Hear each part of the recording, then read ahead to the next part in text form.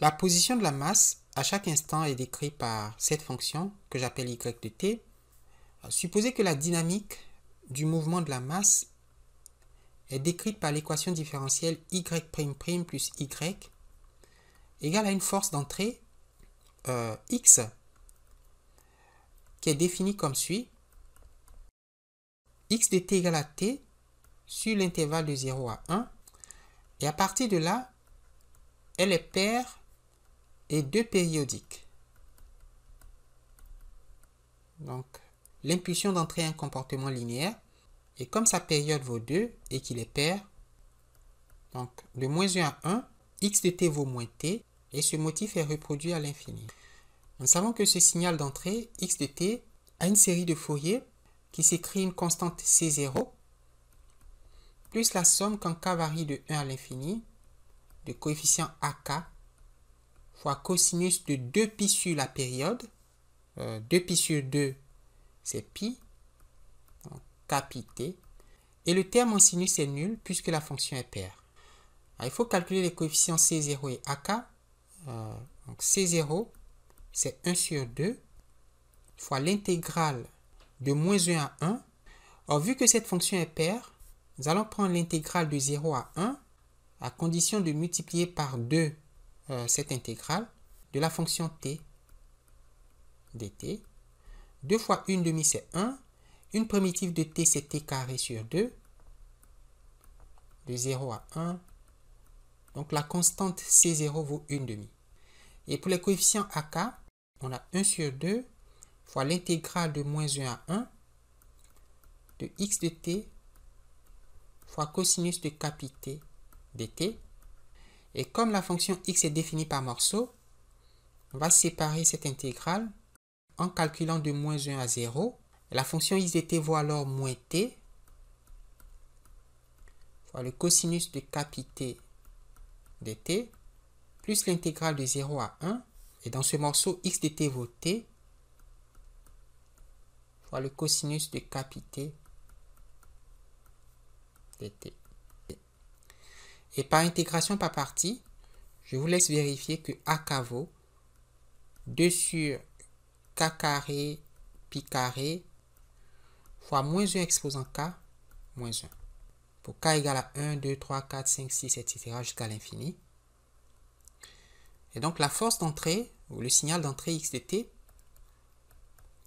est une impulsion périodique dont la série de Fourier s'écrit 1 demi plus la somme quand k varie de 1 à l'infini de 2 sur k carré pi carré facteur de moins 1 exposant k moins 1 multiplié par le cosinus de k pi t. C'est ça? Cosinus de k pi t. Ça, c'est le second membre de l'équation différentielle, la fonction x de t, ou le signal d'entrée, la force d'entrée, le signal input. Pour trouver la solution de l'équation différentielle, ou l'output du système, la forme de x de t suggère que y de t s'écrit alpha 0 plus la somme quand k varie de 1 à l'infini de bêta k fois le cosinus de k pi t. Y', c'est la somme quand k varie de 1 à l'infini de moins k pi fois bêta k fois sinus k pi t. Et une deuxième fois, quand on dérive, on a moins k carré pi carré fois le cosinus de k pi t. Alors, si on fait y' plus y, donc y' plus y, la dérivée seconde n'a pas de terme constant, donc on va dire 0. On a 0 plus alpha 0 qui doit être égal à la constante de la série de Fourier de l'input, du second membre, n'est-ce pas? Donc 0 plus alpha 0 égale à 1 demi.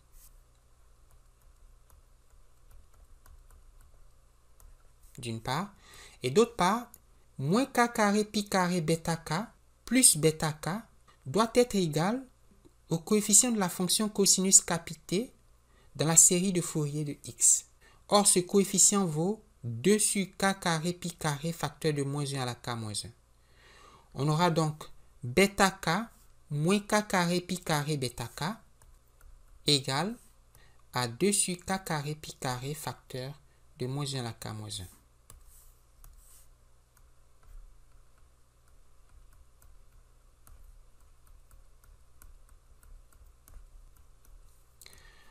On a donc alpha 0 égale à 1 demi. Et si on factorise par bêta k et qu'on divise de chaque côté par 1 moins k carré pi carré, on aura 2 facteurs de moins 1 à la k moins 1 sur k carré pi carré facteur de 1 moins k carré pi carré. N'est-ce pas? Et ceci nous donne la solution de l'équation différentielle. La hauteur de la masse à chaque instant est donnée par la série de Fourier de y, qui est la constante 1 demi, la valeur moyenne de la position de la masse, plus la somme quand k varie de 1 à l'infini d'un terme fois le cosinus de capité. Et ce terme vaut bêta k, soit 2 facteurs de moins 1 à la k moins 1 sur k carré pi carré fois 1 moins k carré pi carré. On cherche les solutions périodiques de l'équation différentielle y' plus 3y égale à x. Y et x sont des fonctions du temps, donc de t. X, c'est x de t. Et y, c'est y de t. Et si on regarde cette équation différentielle comme traduisant la dynamique d'un système, la fonction x est l'input et y, c'est l'output. Alors, supposons que l'input, la force d'entrée, le signal d'entrée, s'écrit t au cube moins 2t carré plus 1 sur l'intervalle de 0 à 2, quand t vaut 0, si j'ai 1, quand t vaut 2, voici la forme du signal d'entrée dans l'intervalle de 0 à 2, et on va supposer ce signal périodique. Il reproduit ce motif à l'infini, à gauche et à droite. C'est donc un signal périodique de période t égale à 2. N'est-ce pas? Alors, la première étape est d'obtenir la série de Fourier du signal d'entrée. Vu que x est pair, il faut donc penser que bk égale à 0. Il faut calculer C0 et AK. N'est-ce pas? Alors, la constante C0, c'est 1 sur la période, donc 1 demi, fois l'intégrale de 0 à 2 de x de t qui vaut t au cube moins 3t carré plus 1. C'est donc 1 demi. Une primitive de t au cube, c'est t à la 4 sur 4. Une primitive de t au carré, c'est t au cube sur 3. Une primitive de 1, c'est t. De 0 à 2. Donc, on a 2 exposant 4 sur 4, moins les 3 s'en vont. 2 au cube, plus 2, moins 0. On a 1 demi fois moins 2 au cube, c'est moins 8, plus 2, ça fait moins 6. 2 exposant 4, c'est 16, divisé par 4, ça fait 4, moins 6. Donc ici, j'ai 2 fois 2 au cube, sur 3, c'est 6. Donc on a 1 demi fois 6 moins, 8 fois 2, 16, donc 16 tiers. Et 2 tiers fois 1 demi, ça fait 1 tiers. Et AK, c'est 2 sur la période, donc 2 sur 2, fois l'intégrale de 0 à la période, fois x de t, qui vaut t au cube, moins 2t carré plus 1, fois le cosinus de oméga, la fréquence angulaire, qui vaut 2pi sur la période, donc pi, donc cosinus de pi kt dt. Et il faut intégrer par partie. On obtient, si on le fait bien, AK égale à 4 divisé par k carré pi carré. Pour k égale à 1, 2, 3. Et donc le signal d'entrée x de t s'écrit 1/3 plus la somme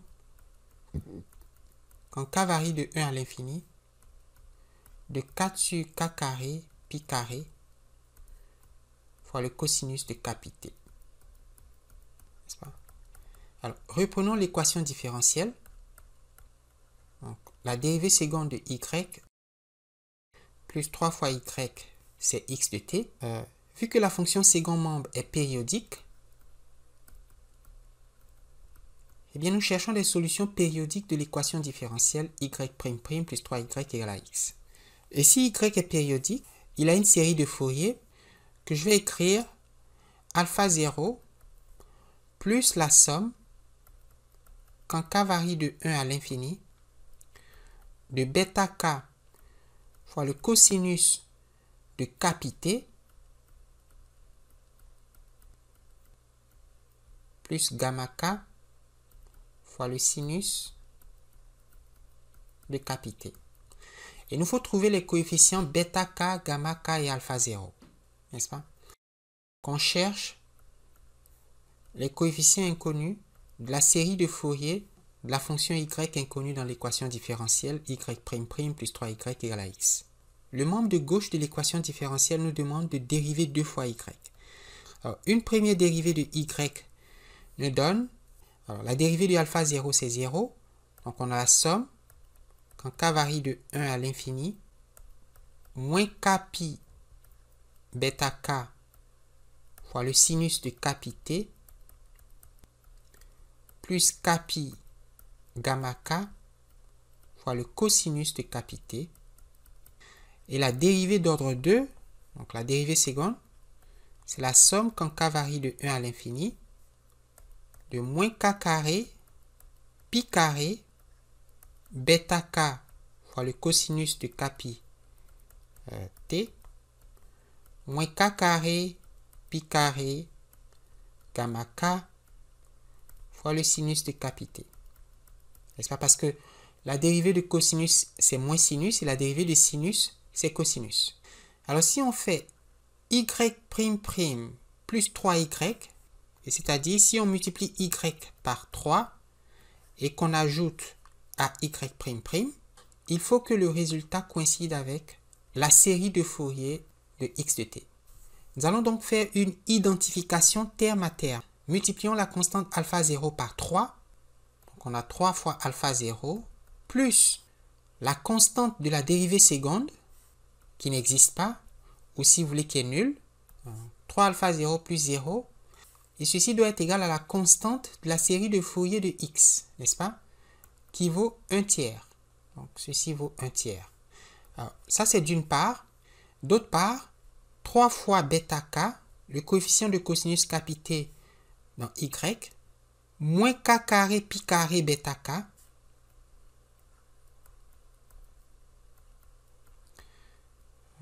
k carré pi carré bêta k.